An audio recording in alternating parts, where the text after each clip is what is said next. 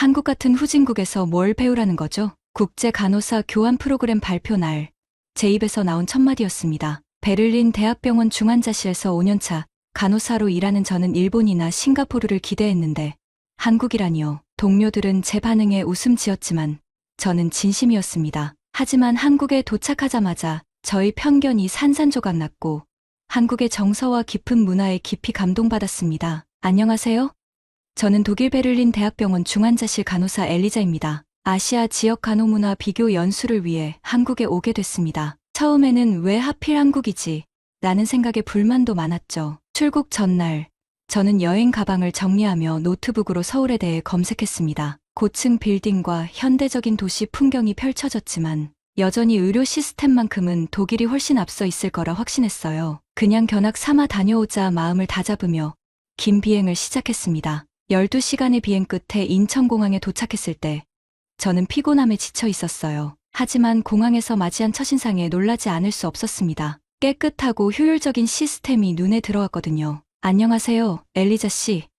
저는 서울대학병원 국제교류팀의 김민지입니다. 밝은 미소로 저를 맞이한 김민지 씨는 병원 숙소로 안내해 주었어요. 차 안에서 서울의 풍경을 바라보는 동안 독일과는 다른 활기가 느껴졌습니다. 물론 여전히 의심이 있었지만요. 다음 날 아침 서울대학병원 오리엔테이션에서 저는 또 한 번 놀라게 됐어요. 세련된 의료시설과 첨단 장비들이 줄지어 있었고 간호사들의 움직임은 마치 정밀한 시계처럼 조화로웠습니다. 우리 병원은 환자 중심 케어를 지향합니다. 특히 정서적 지원에 많은 투자를 하고 있죠. 간호부장님의 설명에 저는 고개를 갸웃했어요. 독일에서는 효율성과 정확성이 최우선이었지만 여기서는 환자의 감정까지 신경 쓴다니요. 작은 메모장에 환자 중심 케어라고 적었습니다. 오리엔테이션 후 저는 중환자실을 돌며 관찰하기 시작했어요. 처음엔 모든 것이 낯설었지만 점차 이 병원만의 특별한 분위기를 느끼게 됐습니다. 간호사들은 환자에게 말을 걸 때 항상 눈을 맞추고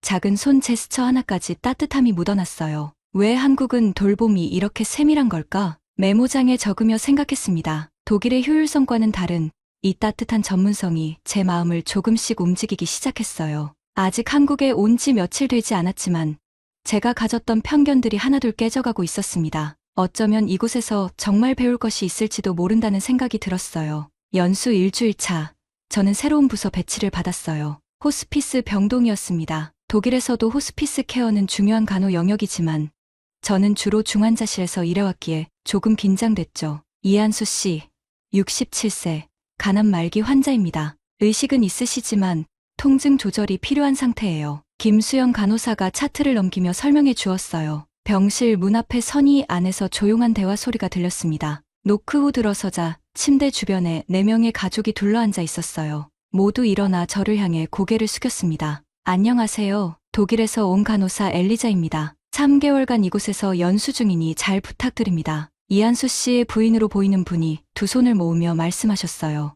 멀리서 오셨네요. 잘 부탁드립니다. 그분의 눈에는 피로와 슬픔이 가득했지만 예의를 갖춘 미소를 지으셨습니다. 환자의 상태를 확인하던 중 문득 깨달았어요. 병실에는 항상 누군가가 있었죠. 가족들이 교대로 병실을 지키고 있었던 겁니다. 독일에서는 이렇게 가족들이 병실에 상주하는 경우가 드물어요. 점심시간에 김수영 간호사에게 물었습니다. 아, 그래요?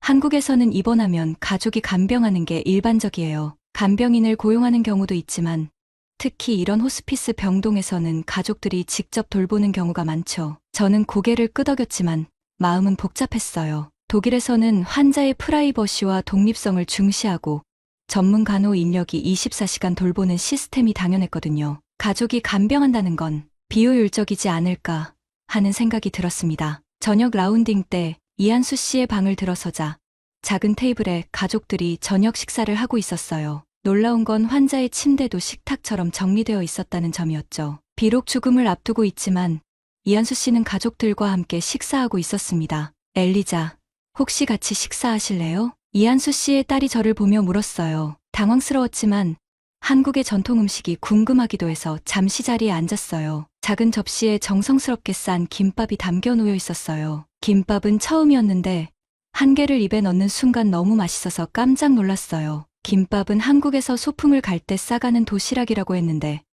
병원에서 마치 소풍 온 듯이 즐겁게 가족들과 식사하는 모습이 참 좋아 보였습니다. 호스피스 병동은 죽음을 준비하는 환자들만 있는 곳이라 힘들고 우울한 곳이라고 생각했는데 참 의외의 모습이었습니다. 식사를 하며 가족들의 대화를 들었습니다. 그들은 일상적인 이야기를 나누며 때로는 웃고 때로는 조용히 눈물을 훔쳤어요. 독일에선 죽음을 어떻게 대하나요? 갑자기 이한수 씨가 제게 물었습니다. 잠시 말을 잊었어요.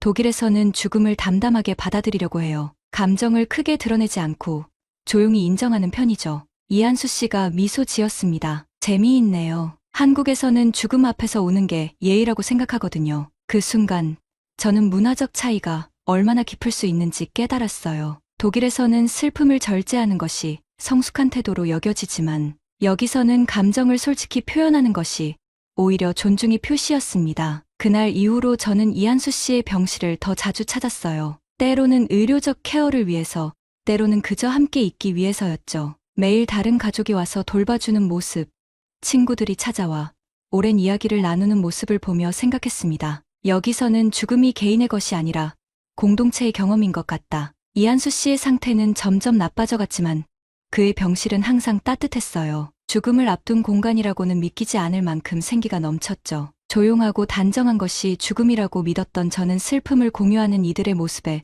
조금씩 마음을 열기 시작했습니다. 좋은 제안이네요. 그렇게 수정하겠습니다. 그날 밤 병원 당직이었던 저는 이한수 씨의 병실에서 알람을 받았어요. 급히 달려갔을 때 방 안은 묘한 긴장감으로 가득했습니다. 이한수 씨의 호흡이 불규칙해지고 산소 포화도가 떨어지고 있었죠. 가족들은 이미 병실에 모여 있었습니다. 곧 시간이 되시려나 봐요. 김수영 간호사가 조용히 말했어요. 저는 환자의 활력 징후를 체크하며 가족들을 바라보았습니다. 그들의 얼굴에는 슬픔보다는 차분한 준비가 느껴졌어요. 이한수 씨의 아내는 남편의 손을 꼭 잡고 있었고 아들과 딸은 침대 양쪽에 서 있었습니다. 시간이 얼마나 흘렀을까요?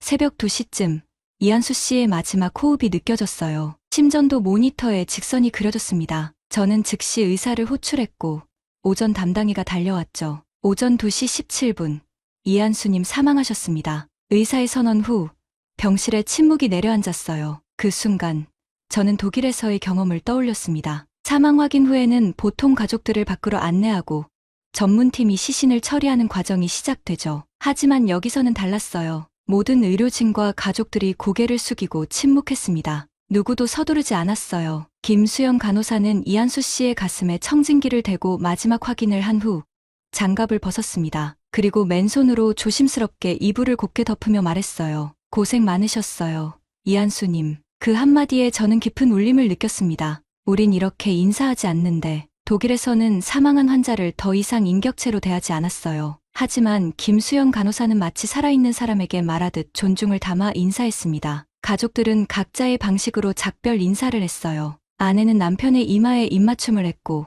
아들은 아버지의 어깨를 가볍게 쓰다듬었죠. 딸은 아버지의 손을 잡고 무언가 속삭였습니다. 그들의 눈에는 눈물이 고였지만 큰 소리로 우는 사람은 없었어요. 장례 준비를 시작해야 해요. 김수영 간호사가 가족들에게 말했습니다. 그때 제가 불쑥 말을 꺼냈어요. 제가 도와드려도 될까요? 사실 한국의 장례 문화가 궁금했거든요. 모두가 저를 바라봤습니다. 김수영 간호사는 잠시 놀란 표정을 지었다가 따뜻하게 미소 지었어요. 정말요?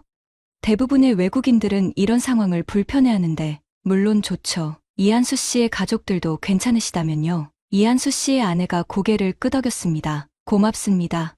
간호사 선생님, 멀리서 오셨는데도 이렇게 마음 써주시니. 그녀의 말이 흐려졌어요. 저는 갑자기 왜 그런 제안을 했는지 스스로도 의아했습니다. 아마도 이한수 씨와 보낸 시간, 그리고 이 가족과 나눈 대화들이 제게 특별했기 때문일 거예요. 또한 한국의 의료와 죽음에 대한 접근 방식이 너무 달라서 더 깊이 이해하고 싶었던 것 같아요. 이후 벌어진 일들은 제게 더 큰 충격이었어요. 병원 장례식장으로 이한수 씨의 시신이 이동되었고 저는 김수영 간호사와 함께 가족들을 따라갔습니다. 병원 게시판에는 빈소 위치와 발인 시간이 게시되었어요. 내일부터 사흘간 장례가 진행됩니다. 김수영 간호사가 설명했어요. 사흘이라니. 독일에서는 보통 하루나 이틀 안에 장례를 마치는데 한국에서는 왜 그렇게 길게 치르는 걸까요? 3일 동안 함께 운다니요? 제가 무심코 내뱉은 말에 김수영 간호사가 웃었습니다. 맞아요. 우리는 죽음을 받아들이는데 시간이 필요하다고 생각해요. 그 시간 동안 고인을 기억하고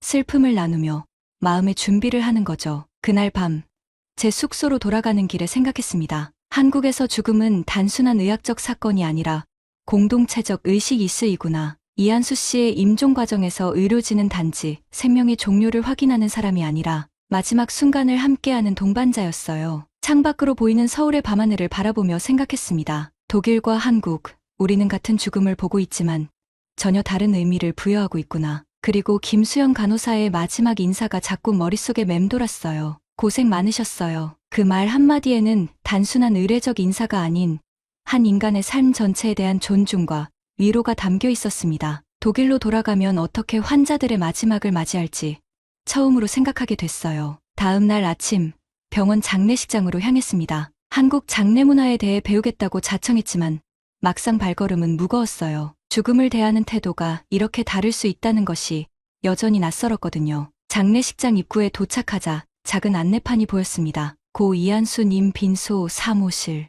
입구에서는 검은 양복을 입은 남성이 방명록을 관리하고 있었어요. 저는 잠시 망설이다가 이름을 적었습니다. 엘리자 밀러, 서울대학병원 간호사. 빈소 문을 열자 놀라운 광경이 펼쳐졌어요. 벽면에는 이한수 씨의 큰 영정사진이 걸려 있었고 그 앞에는 재단처럼 꾸며진 테이블이 있었습니다. 과일과 음식들이 정성스럽게 놓여 있었죠. 방 한쪽에는 이한수 씨의 가족들이 검은 상복을 입고 앉아 있었어요. 제가 들어서자 이한수 씨의 아내가 일어나 맞이했습니다. 와주셔서 감사해요, 선생님. 그녀의 눈은 밤새운 듯 붉었지만 의외로 차분했어요. 김수영 간호사도 빈소에 있었어요. 그녀는 제게 절차를 설명해 주었습니다. 조문객들이 오면 먼저 영정 앞에 절을 하고 그 다음에 유족들에게 인사를 해요. 그러고 나서 준비된 음식을 함께 나눠 먹는 거죠. 3일 동안 함께 운다니요? 어제 제가 했던 질문을 떠올리며 다시 물었습니다. 정확히는 함께 있어준다는 표현이 맞을 것 같아요. 울음만 있는 건 아니니까요. 추억을 나누고 위로하고 때로는 웃기도 해요. 삶의 마지막을 함께 보내는 시간이죠. 잠시 후 조문객들이 하나둘 도착하기 시작했어요. 저는 구석에 앉아 관찰했습니다. 조문객들은 줄을 서서 영정 앞에 헌화하고 절을 했어요. 그리고 유족들에게 허리 숙여 인사했죠. 조문을 받는 유족들은 눈물과 함께 절을 받았습니다. 놀라웠던 것은 조문객들의 다양함이었어요. 병원 동료들, 이웃들, 친구들, 심지어 한때 같은 회사에서 일했던 사람들까지 다양한 사람들이 찾아와 이한수 씨의 죽음을 애도했습니다. 이렇게 많은 사람들이 오는 건가요? 김수영 간호사에게 물었어요. 보통은 그래요. 한국에서는 장례가 고인의 사회적 관계를 보여주는 자리이기도 해요. 살아생전 어떤 사람이었는지, 어떤 관계를 맺었는지를 보여주는 거죠. 그때 이한수 씨의 아들이 제게 다가왔습니다. 선생님, 혹시 잠시 자리를 지켜줄 수 있을까요?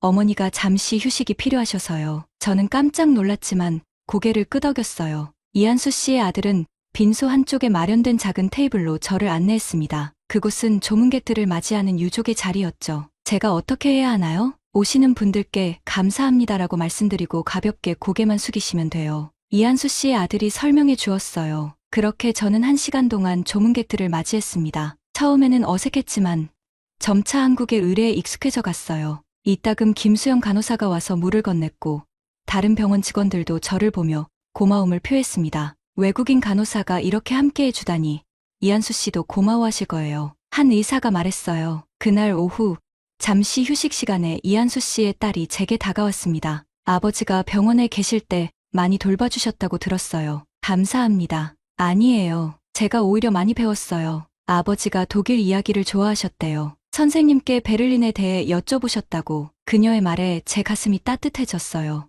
이한수 씨는 임종을 앞두고도 호기심을 잃지 않았던 분이었습니다. 밤이 깊어갈수록 빈소의 분위기가 바뀌었어요. 낮에는 조용하고 정중했던 분위기가 저녁에는 좀 더 편안해졌습니다. 이한수 씨의 오랜 친구들이 모여 그의 젊은 시절 이야기를 나누었고 가끔은 웃음도 터져 나왔죠. 누가 죽었는지보다 어떻게 함께 보내는지가 더 중요하다고요? 김수영 간호사의 말이 이해되기 시작했어요. 한국의 장례는 죽음을 애도하는 자리인 동시에 고인의 삶을 기념하는 자리였습니다. 그리고 무엇보다 남겨진 사람들이 함께 슬픔을 나누는 공간이었어요. 빈소를 나오며 생각했습니다. 독일의 장례는 효율적이고 깔끔했지만 때로는 너무 빨리 끝나버려서 슬픔을 충분히 표현할 시간이 없었던 것 같아요. 하지만 이곳에서는 슬픔을 서둘러 정리하지 않고 천천히 받아들일 수 있는 시간이 주어졌습니다. 숙소로 돌아가는 길, 한국의 밤하늘을 올려다보았어요. 어쩌면 우리가 죽음을 대하는 방식이 삶을 대하는 방식을 보여주는 것일지도 모르겠다. 둘째 날 아침,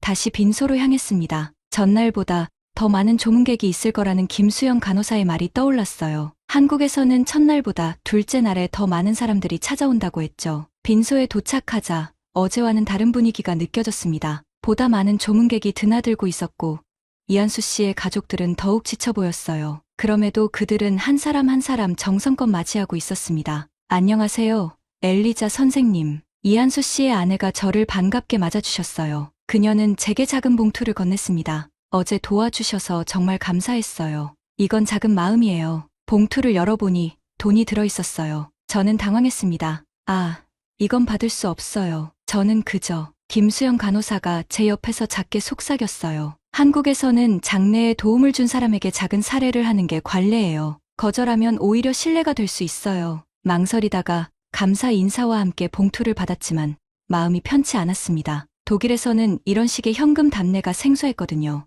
오전 내내 빈소는 조문객들로 붐볐어요. 회사 동료들, 친척들, 이웃들, 그중 한 무리가 특히 눈에 띄었습니다. 나이 지긋한 남성들이었는데 다들 비슷한 옷차림이었어요. 중학교 동창들이래요. 50년 지기 친구들이라고 하네요. 김수영 간호사가 설명해 주었습니다. 저는 놀랐어요. 중학교 친구들이 50년이 지나도 이렇게 함께 조문을 오다니. 독일에서는 상상하기 어려운 일이었죠. 점심시간, 저는 영정 앞에 다시 한번 묵념을 했습니다. 그때 한 노인이 제 옆에 서서 같이 절을 했어요. 외국인인가 보네요. 네, 독일에서 온 간호사입니다. 이한수와 인연이 있었나요? 환자로 만났습니다. 저는 지금 이곳에서 연수 중이에요. 노인은 고개를 끄덕였습니다. 이한수는 항상 다른 나라 이야기를 듣는 걸 좋아했어요. 젊었을 때는 외국 여행을 꿈꿨지만 가족을 부양하느라 한 번도 나가보지 못했거든요. 그 말에 가슴이 찡해졌어요. 이한수 씨가 제게 독일 이야기를 자꾸 물어봤던 이유를 이해할 수 있었습니다. 오후가 되자 빈소의 분위기가 조금씩 달라졌어요. 조문객들이 줄어들고 가까운 가족들과 친구들만 남았습니다. 그때 처음 보는 의식이 시작됐어요. 이한수 씨의 아내가 영정 앞에 무릎을 꿇고 앉아 소리내어 울기 시작했습니다. 아이고, 여보, 이제 어떻게 살아요? 그 울음소리는 제가 지금까지 들어본 적 없는 독특한 것이었어요. 가슴 깊은 곳에서 우러나오는 울음, 마치 노래처럼 이어지는 곡소리였습니다. 곡이라고 해요. 전통적인 한국의 울음 방식이죠. 김수영 간호사가 조용히 설명했어요. 저는 당황스러움과 함께 그 울음의 깊이에 압도됐습니다. 처음에는 어색했지만 점점 그 울음소리에 마음이 움직이는 걸 느꼈어요. 그 소리에는 말로 표현할 수 없는 슬픔의 깊이가 담겨 있었습니다. 이한수 씨의 아내에 이어 딸과 며느리도 차례로 곡을 했어요. 참다 못한 손자도 할아버지를 부르며 흐느꼈습니다. 그 모습을 보며 저도 모르게 눈물이 흘렀어요. 빈소 한 구석에서 저는 이 가족의 슬픔이 얼마나 직접적으로 표현되는지를 지켜보았습니다. 독일에서는 장례식에서 감정을 절제하는 것이 미덕이었어요. 눈물을 훔치는 정도는 괜찮지만 이렇게 소리내어 우는 것은 드문 일이었죠. 괜찮으세요, 엘리자 선생님? 문득 이한수 씨의 아들이 제게 다가와 물었어요. 제 얼굴에 눈물이 흐르고 있었나 봅니다.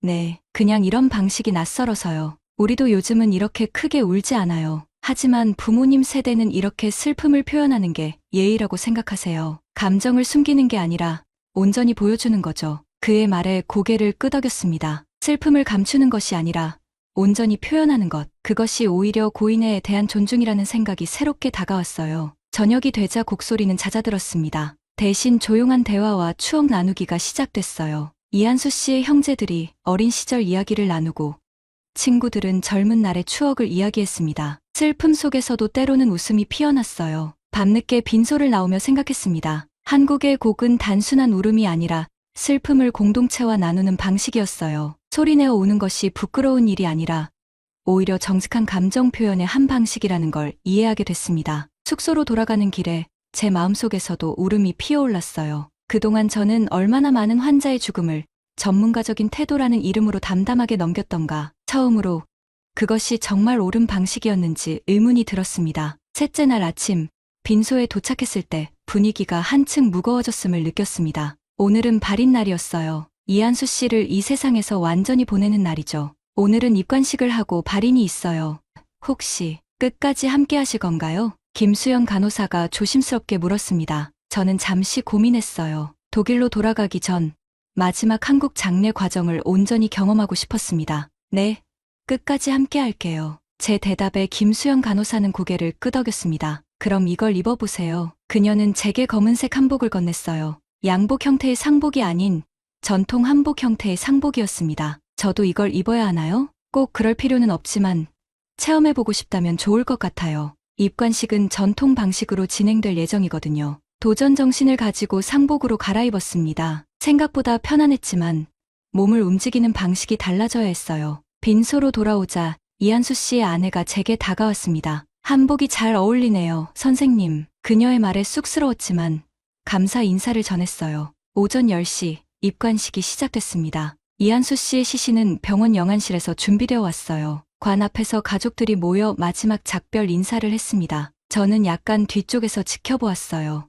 이한수 씨의 아내가 먼저 나서서 남편의 얼굴을 마지막으로 보았습니다. 그리고 작은 물건들을 관 속에 넣었어요. 평소 이한수 씨가 쓰던 안경, 시계, 그리고 가족 사진이었습니다. 평생 소중히 여겼던 물건들을 함께 보내는 거예요. 김수영 간호사가 설명해 주었습니다. 그 모습이 참 인상적이었어요. 죽음을 단순히 끝이 아닌 다른 세계로의 여행처럼 생각하는 것 같았습니다. 모든 가족들이 마지막 인사를 마치고 나서야 관이 천천히 닫혔습니다. 그 순간 이한수 씨의 아내가 소리내어 울기 시작했어요. 하지만 어제와는 다른 울음이었습니다. 더 깊고 더 절실했죠. 입관이 끝나고 잠시 휴식 시간이 주어졌어요. 저는 병원 카페에서 커피를 마시며 생각에 잠겼습니다. 지난 3일간 보고 느낀 것들이 마음속에서 복잡하게 얽혀 있었어요. 한 가족이 테이블로 다가왔습니다. 이한수 씨의 아들과 딸이었어요. 혹시 괜찮으시면 저희와 함께 식사하시겠어요? 발인 전에 마지막 식사를 함께 하고 싶어서요. 그들의 제안에 감동받았습니다. 함께 병원 근처 식당으로 향했어요. 테이블에는 이한수 씨의 형제들과 가까운 친구들도 있었습니다. 모두 상복 차림이었죠. 같이 지냈던 간호사입니다. 이한수 씨의 아들이 저를 소개했어요. 모두가 따뜻하게 맞아주었습니다. 이한수 씨의 아내는 제게 고개를 숙이며 말했어요. 감사했습니다. 단 2마디였지만 그 말에 담긴 진심이 느껴졌습니다. 식사 중에 가족들은 이한수 씨의 생전 이야기를 나누기 시작했어요. 젊었을 때 얼마나 활달했는지, 어떻게 가족을 사랑했는지, 인생에서 무엇을 중요하게 여겼는지 그 이야기들을 들으며 저는 이한수 씨를 더 깊이 알게 된 것 같았습니다. 선생님, 우리나라 장례 문화는 어떤가요? 독일과 많이 다른가요? 갑자기 이한수 씨의 딸이 제게 물었어요. 네, 많이 달라요. 독일에서는 장례가 더 짧고 조용해요. 그리고 고인과의 작별보다는 절차를 빨리 마치는데 중점을 두는 것 같아요. 어느 쪽이 더 좋다고 생각하세요? 그녀의 질문에 잠시 생각했습니다. 이해가 아니라 느껴야 하는 것 같아요. 제가 한국에 오기 전에는 독일 방식이 더 합리적이라고 생각했어요. 하지만 지금은 슬픔을 나누고 함께 추억하는 시간이 얼마나 소중한지 느끼게 됐습니다. 이한수 씨의 딸은 미소 지었어요. 아버지가 선생님을 좋아하셨을 것 같아요. 아버지는 항상 문화는 배워야 하는 게 아니라 경험하는 것이라고 하셨거든요. 식사를 마치고 우리는 다시 빈소로 돌아왔어요. 발인 시간이 가까워지면서 많은 조문객이 모여들었습니다. 이제 곧 이한수 씨의 마지막 여정이 시작된다는 것을 모두가 알고 있었죠. 저는 처음으로 죽음이 개인의 것이 아닌 공동의 추억과 공동의 이별이라는 것을 체감했어요. 독일에서는 죽음을 개인적인 일로 여기고 가족 내에서만 조용히 처리하는 경향이 있었습니다. 하지만 한국에서는 죽음조차 사회적 관계 속에 존재했어요. 발인을 앞두고 빈소에 모인 사람들을 바라보며 생각했습니다. 죽음이 이토록 많은 사람들과 연결된 일이라니, 한 사람의 죽음이 얼마나 많은 사람들에게 영향을 미치는지, 그리고 그 슬픔을 함께 나누는 것이 얼마나 위로가 되는지를 깨달았어요. 발인 시간이 다가왔습니다. 빈소 앞에는 이한수 씨의 영정사진을 든 사람이 서 있었고 흰 국화 화환이 줄지어 있었어요. 관을 운구차로 옮기기 전 마지막 의식이 거행되었습니다. 이제 고인을 보내는 절차를 시작하겠습니다. 장례 지도사의 안내에 따라 모든 사람들이 관 앞에 모였어요. 이한수 씨의 유족들이 먼저 앞으로 나와 마지막 절을 올렸습니다. 그 다음 친척들, 친구들, 그리고 조문객들이 차례로 절을 했어요. 제 차례가 되어 앞으로 나갔습니다. 한복을 입은 채로 바닥에 무릎을 꿇고 절을 하는 것이 쉽지 않았지만 최선을 다했어요. 마지막 인사를 올리며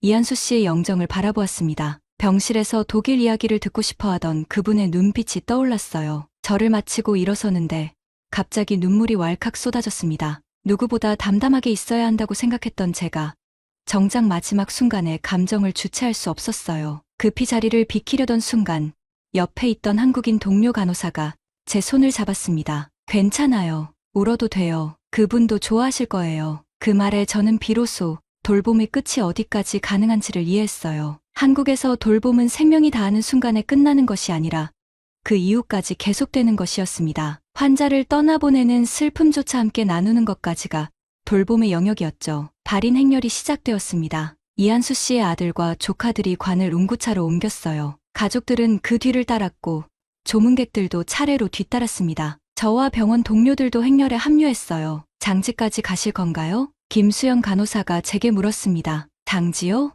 네. 묘지요. 매장할 장소까지요. 아, 그건 어디인가요? 경기도 파주에 있는 가족 선산이라고 해요. 서울에서 1시간 정도 걸릴 거예요. 고민했지만 끝까지 함께하기로 결정했어요. 병원에서 간단히 일정을 조정했고 김수영 간호사의 차를 타고 장지로 향했습니다. 차 안에서는 이한수 씨의 조카와 함께 탔는데 그는 제게 한국의 장례 과정을 더 자세히 설명해 주었어요. 이제 운구차가 도착하면 하관식을 합니다. 관을 땅에 내려놓는 의식이죠. 그리고 모든 가족이 흙을 한 줌씩 뿌리는데 이건 고인이 편안히 쉬기를 바라는 마음을 담은 거예요. 1시간 후 우리는 아름다운 언덕에 도착했습니다. 소나무가 둘러싸인 이곳이 이한수 씨의 가족 선산이었어요. 무덤이 이미 준비되어 있었고 운구차에서 관을 꺼내 무덤 앞으로 옮겼습니다. 하관식이 시작되었어요. 관이 천천히 땅속으로 내려가는 동안 가족들의 울음소리가 들렸습니다. 모든 사람이 한 줌의 흙을 집어 관 위에 뿌렸어요. 저도 흙을 쥐고 무덤 앞에 섰습니다.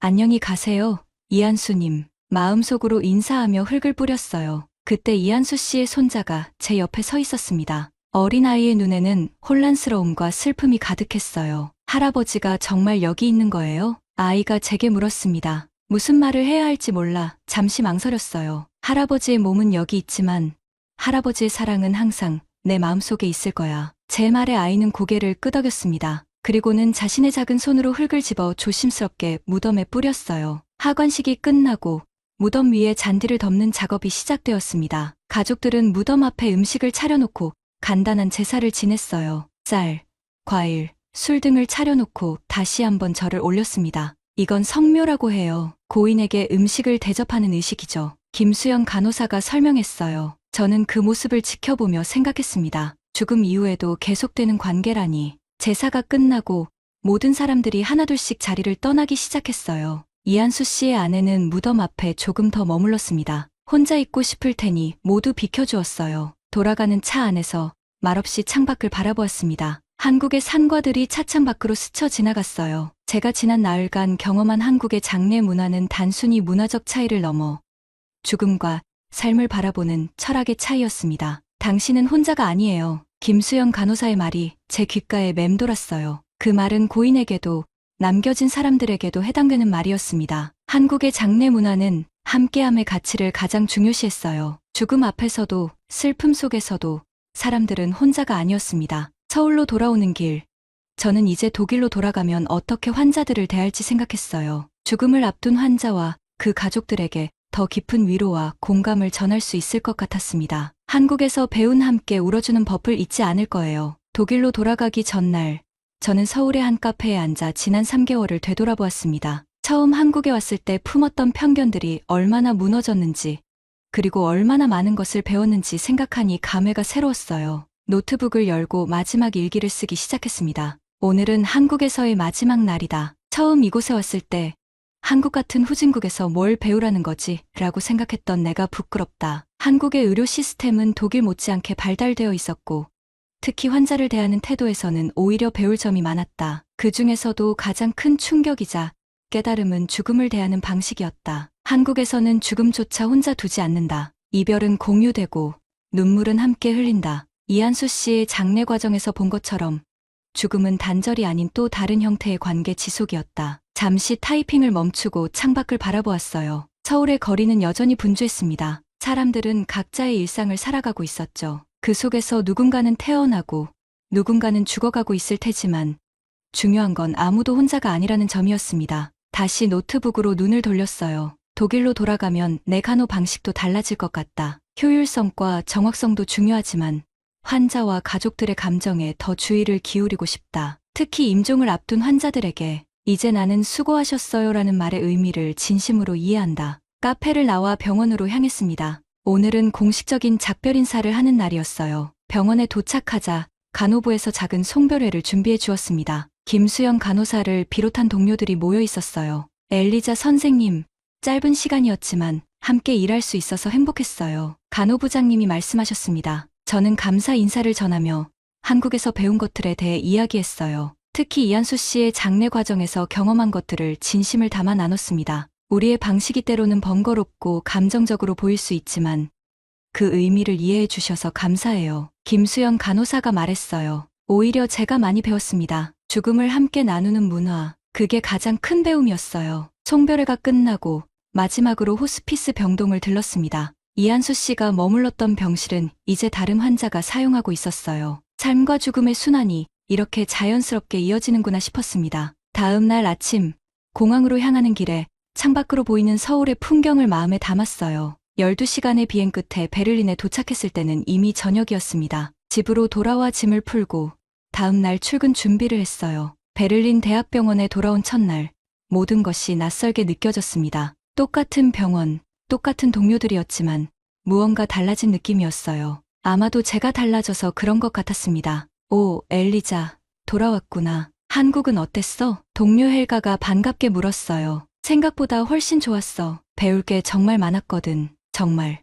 무엇을 배웠는데? 죽음을 대하는 방식. 그들은 마지막까지 함께해. 헬가는 의아한 표정을 지었지만 더 묻지 않았어요. 아마 제 말을 이해하기 어려웠을 거예요. 저도 직접 경험하기 전에는 이해하지 못했으니까요. 그날 오후 중환자실에서 한 노인 환자의 상태가 급격히 악화되었습니다. 88세 남성, 심장마비로 입원한 환자였죠. 심폐소생술을 시도했지만 효과가 없었고 결국 사망이 선언되었어요. 사망 시간 오후 4시 32분. 의사의 선언 후 간호사들은 평소처럼 신속하게 움직이기 시작했습니다. 시신을 처리하고 가족에게 연락하는 일련의 과정이 기계적으로 진행됐어요. 하지만 저는 잠시 망설였습니다. 그리고 조용히 다가가 환자의 손을 잡았어요. 장갑을 벗고 맨손으로 수고하셨어요. 독일어로 말했지만 제 마음속에는 한국에서 들었던 그 말이 울려 퍼졌습니다. 동료들이 의아한 시선으로 저를 보았지만 신경 쓰지 않았어요. 얼마 후 환자의 가족들이 도착했습니다. 병원 절차에 따라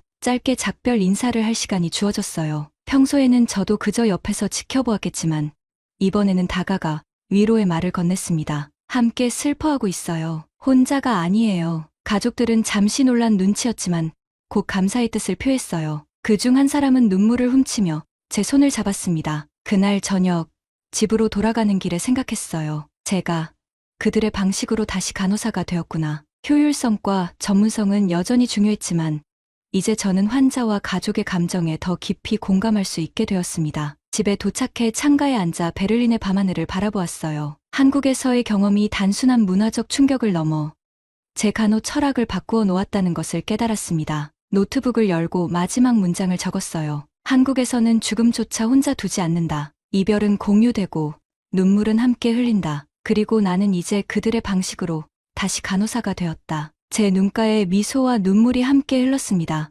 베를린의 창 너머로 보이는 달이 서울에서 보았던 그 달과 같다는 생각이 들었어요. 다른 하늘 아래서도 우리는 같은 달을 보고 있었습니다. 오늘의 사연은 독일 간호사 엘리사가 본 한국 장례 문화, 그리고 눈물이었습니다. 한국에서 배운 따뜻한 정서를 자신의 간호 철학에 담아냅니다. 한국에서는 죽음조차 혼자 두지 않는다. 이별은 공유되고 눈물은 함께 흘린다. 이 메시지가 오늘 우리에게 전하는 위로와 공감의 깊이를 느낄 수 있었습니다.